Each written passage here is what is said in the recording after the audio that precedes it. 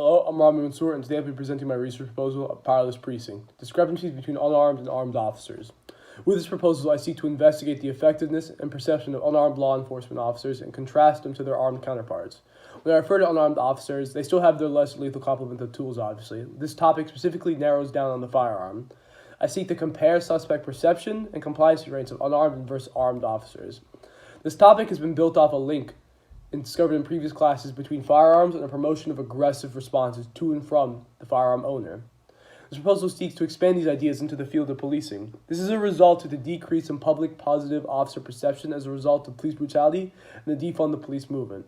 The narrative that this proposal specifically responds to is the idea that officers are adversarial and should have a narrow niche. A popular example of this argument would be like officers should not respond to mental health calls. I know a specific movement is care, not cops. I seek to question how policing would change if the officer did not have a firearm.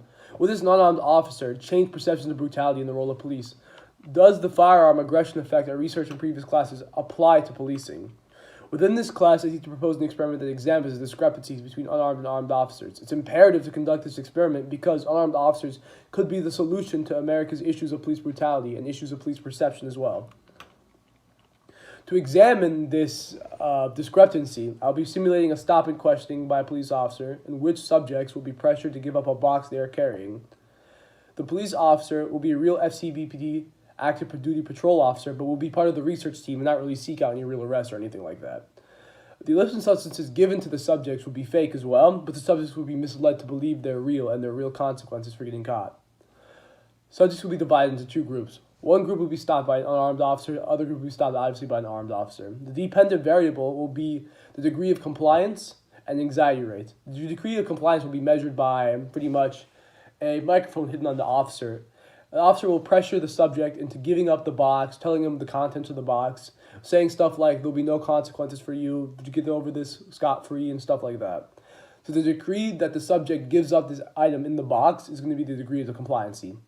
We're also going to be measuring the heart rate of the suspect in order to determine pretty much anxiety levels and contrast them between unarmed and armed officers to see which officer is viewed as less friendly, which officer is viewed as more hostile. This topic is conceptually ingrained with a couple issues, for example, firearms and officer perception behaviors. It's first important to understand the weapons effect, which refers to the idea that firearms promotes aggression within the owner. So for example, if I had a firearm, I might act more aggressive.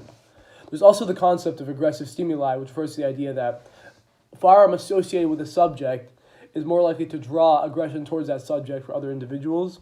The slide here can explain that a bit better. These ideas could be expanded towards the field of policing and the subjects they interact with. These ideas also relate with officer perception. Individuals more likely to view an officer as unfriendly and adversarial if the officer has a firearm. This also might mean that the suspect is most likely to comply. The opposite might be true for unarmed officers. This semester, I plan to have my research proposal complete. I eventually want to submit this proposal for funding, but I do not want this to be a goal of this class. My long-term goal is to create a niche for unarmed officers within the U.S. Thank you.